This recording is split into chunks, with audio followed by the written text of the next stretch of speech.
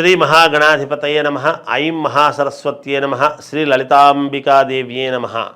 శ్రీ పంచమి అని 3వ తారీఖు సోమవారము నాడు ఫిబ్రవరి 3వ తారీఖు వస్తూ ఉన్నది. శ్రీ పంచమి అంటే వాగ్దేవి యొక్క అనుగ్రహము, అంటే శారదాదేవి, సరస్వతి అమ్మవారు, వాగ్దేవి, ఇవన్నీ కూడా మనము చెబుతూ ఉంటాము. చదువుల తల్లి. ప్రతి వాడికి విద్య అనేటువంటిది అవసరము. విద్య అంటే ఎటువంటి విద్య?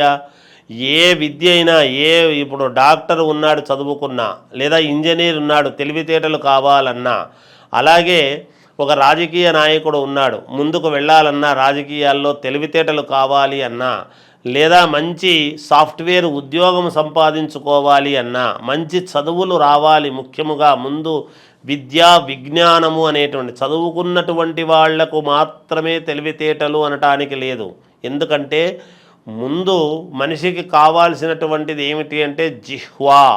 కాళిదాసు అంతటి మహనీయుడు ఏమీ తెలియనటువంటి రోజులలో ఆ అమ్మవారి యొక్క గడపకు తల పగలగొట్టుకుంటే అమ్మవారు ప్రత్యక్షమై నీకు ఏమి కావాలి అని అడిగితే ఏం అడగాలనో తెలియక ఉన్న తెలివిపై కొత్త తెలివి కావాలి అన్నాడు. అందున అమ్మవారు అప్పుడే కాళిదాసుకు ఆ అమ్మవారి ముఖములో నుంచి, ఆమె హృదయములో నుంచి, తేజస్సులో నుంచి కొన్ని సంస్కృత పదాలు కాళిదాసులోకి వెళ్ళి అనర్గళముగా వెంటనే ఉన్నట్టు ఉండి 100 శ్లోకాలు చెప్పాడు కాళిదాసు. అంటే దాని అర్థం తెలుసుకోండి, అమ్మవారి అనుగ్రహం ఎలా ఉండబోతుంది అనేటువంటిది. అందువలన సరస్వతి అమ్మవారి యొక్క అనుగ్రహము, సరస్వతి అమ్మవారు పుట్టినటువంటి రోజు ఈ వసంత పంచమి, శ్రీ పంచమి అంటాం.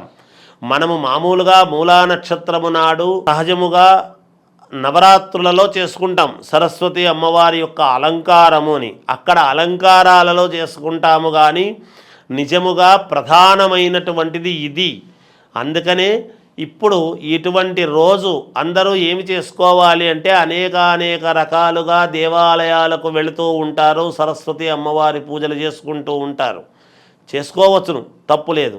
అమ్మవారి అనుగ్రహం ఎంత చేసుకున్నా ఇంకా పిల్లలకు కావాలి, మా పిల్లలకు మేలు జరగాలి, విద్యార్థులందరూ కూడా పరీక్షలలో ఉత్తీర్ణులు కావాలి, ఒక ఉద్యోగాలు రావాలి, సాఫ్ట్వేర్ రంగంలో మాకు మేలు జరగాలి అనేటువంటి దానికి దేనికైనా నాలుక, మనము మాట్లాడేటువంటి విధానము, మొండితనము పోయి సవ్యముగా మాట్లాడటం. అందుకే నోరు మంచిది అయితే ఊరు మంచిదవుతుంది అన్నారు. మనం ఏమి చదవాలనో అవి చదవాలి ఈ నాలుకతో, ఏమి మనము పఠించాలనో అది పఠించాలి ఈ నాలుకతో. ఒక బీజాక్షరాలు చదవాలన్నా, అమ్మవారి అనుగ్రహము కలగాలి అన్నా ఈ నాలుక అనేటువంటిది మనకు బాగా ఉండాలి. అటువంటి సరస్వతి నాలుక అనేటువంటిది మనకు కంఠంలో, మన మేధాశక్తి, మనకు మేధస్సులో మంచి ఇది రావాలి, బాగా చదువుకోవాలి, చదివింది గుర్తుపెట్టుకోవాలి, పరీక్షలు బాగా రాయాలి, ఆ సమయానికి గుర్తు రావాలి, మొండితనము పోవాలి అన్న ఈ సరస్వతి అమ్మవారి యొక్క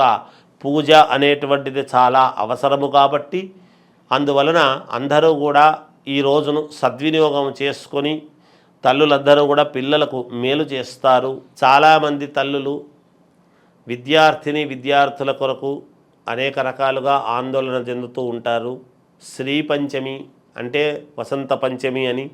ఇప్పుడు ఫిబ్రవరి 3వ తారీఖు సోమవారము వస్తూ ఉన్నది. సరస్వతి అమ్మవారు పుట్టినరోజు కాబట్టి ఆ రోజు ఈ చిన్నపిల్లలు మాట వినకుండా మొండి చేసేటువంటి వాళ్ళు కానీ, లేకుంటే మామూలుగా విద్యార్థులు ఇంకా బాగా చదువుకోవాలి అనుకునేటువంటి దీనికి కానీ లేదు, ఖచ్చితముగా వాళ్లకు మేలు జరిగేట్టుగా నేను పంచముఖాంజనేయ స్వామి అమ్మవారి ఉపాసకుడిగా నేను షామీర్పేట ఒక దీంట్లో సరస్వతి అమ్మవారి యాగము చేసి ఒక యంత్రము పిల్లలకు ఇవ్వటం అనేటువంటిది జరుగుతూ ఉన్నది. కొన్ని యంత్రాలు మూలికతో కూడిన మూలికలు పెట్టి ఆ యంత్రాలు ఇస్తే వాళ్లకు రక్షగా కంఠంలో ఎప్పుడైతే కట్టుకొని ఉంటారో యంత్రాన్ని, ఆంజనేయ స్వామి అనుగ్రహము, అమ్మవారి అనుగ్రహముతో వాళ్లకు చాలా వరకు మేలు జరిగేటువంటి విధముగా ఉండబోతూ ఉన్నది.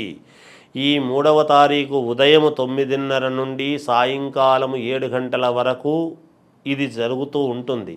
అంటే హోమము ఉదయాన్నే అయిపోయినా వచ్చిన వాళ్లకు మీ పిల్లల పేర్లతోనూ గోత్రనామాలతో అమ్మవారికి యాగము అనేటువంటిది చేసి దాంట్లో ఒక యంత్రం అనేటువంటిది ఇవ్వటము జరుగుతూ ఉన్నది. పూర్తి వివరాలకు కింద స్క్రోలింగ్ ఉంటుంది, నాకు ముందుగా తెలియజేస్తే మీ గోత్రము పేర్లు రాసుకోవటం అనేది జరుగుతుంది గాక.